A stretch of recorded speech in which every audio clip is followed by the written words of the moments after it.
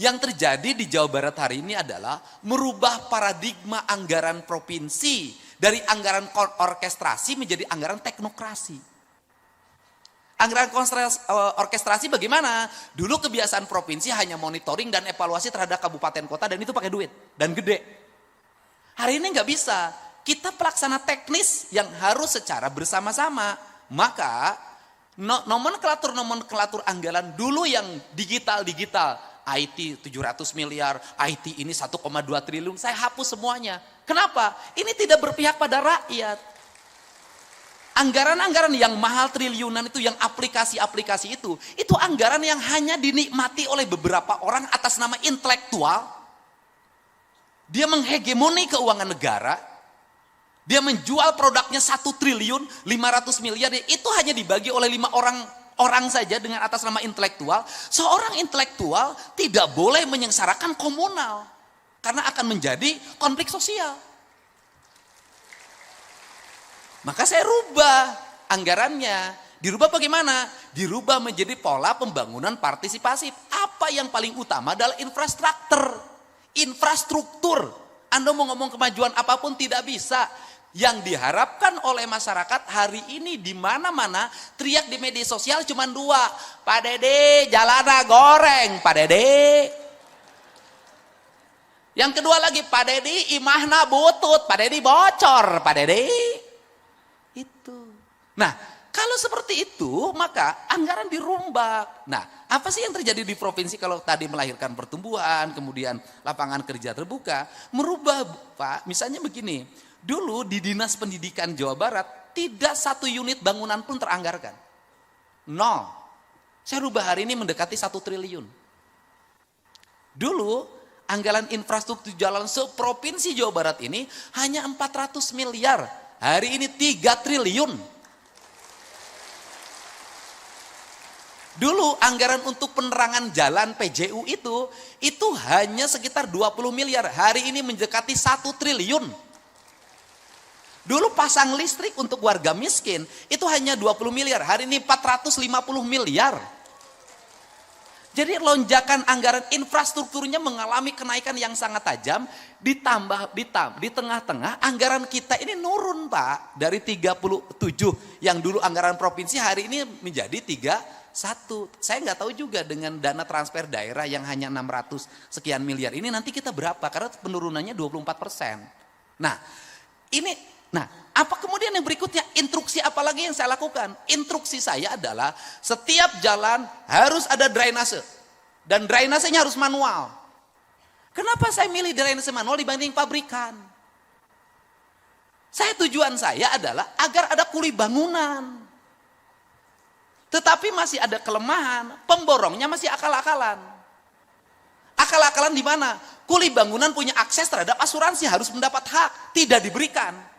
Dan saya ancam semuanya, kontraktor Provinsi Jawa Barat yang tidak mengasuransikan seluruh pegawai kuli bangunannya, saya tidak akan bayarkan kontraknya.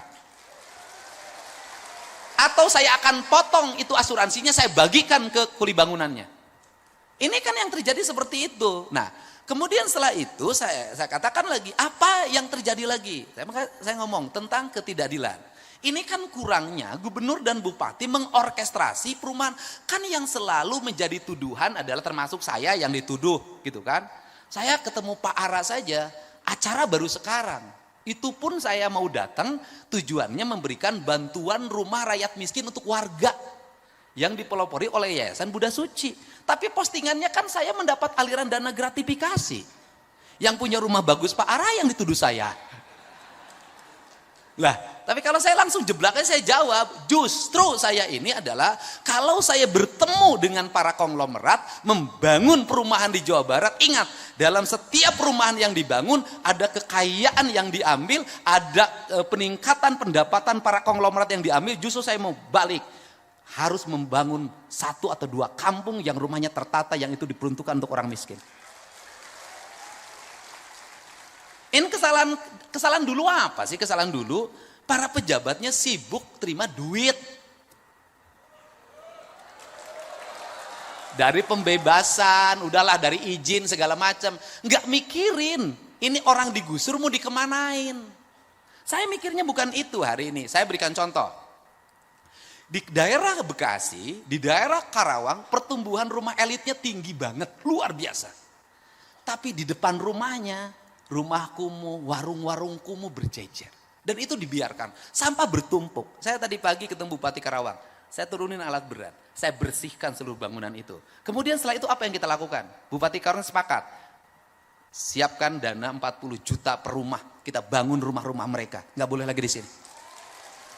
Maka anggaran bantuan perumahan di provinsi hari ini kan sudah 40 juta. Tetapi di balik itu juga kita harus bicara kearifan. Ini ITB ahlinya. Kearifan bagaimana? Bangun rumah jangan dipaksain. Di Sumedang, di samping kaki bukit dipasang perumahan. Di endek-endek ini rontok. Ini juga nggak boleh sembarangan. Kata orang Sunda, ciri sabumi, cara sadesa, jawada tutung biritna, sacarana sacaran, lain tepak sejen igel, pasti Pak Kodari tenyaho. Apa itu artinya? Membangun itu harus sesuai dengan karakteristik lingkungan. Tanah, air, udara, mataharinya. Saya ngomong itu yang disebut papat kalimat pancer. Sehingga kalau sudah dibangun itu harus pancer, dia kokoh. Nah, makanya dibagilah piranti, mana rumah untuk daerah pinggir pantai, mana daerah rumah pertengahan, mana rumah pegunungan. Maka di konsep provinsi hari ini kita lagi ngembangin rumah bambu. Di daerah-daerah yang seperti Sukabumi, Cianjur, Garut Selatan, Bandung Selatan, kemudian daerah Bandung Utara.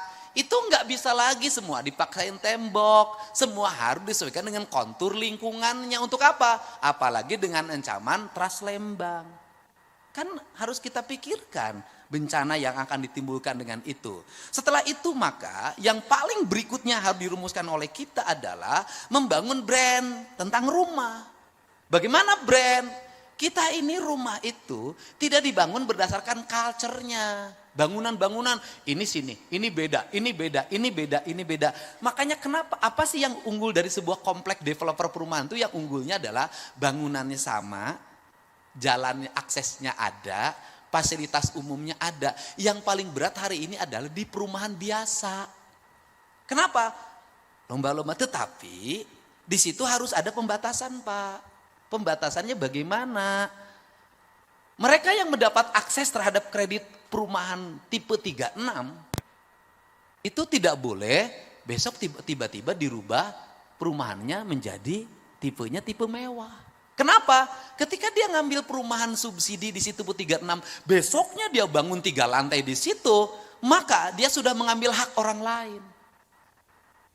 Artinya akhirnya besoknya timbullah kecemburuan sosial. Yang ini tetap tidak berubah karena memang rumahnya peruntukan kelas menengah ke bawah. Tiba-tiba tetangganya rumahnya gede banget dan hebat banget. Itu konflik, bertengkar itu.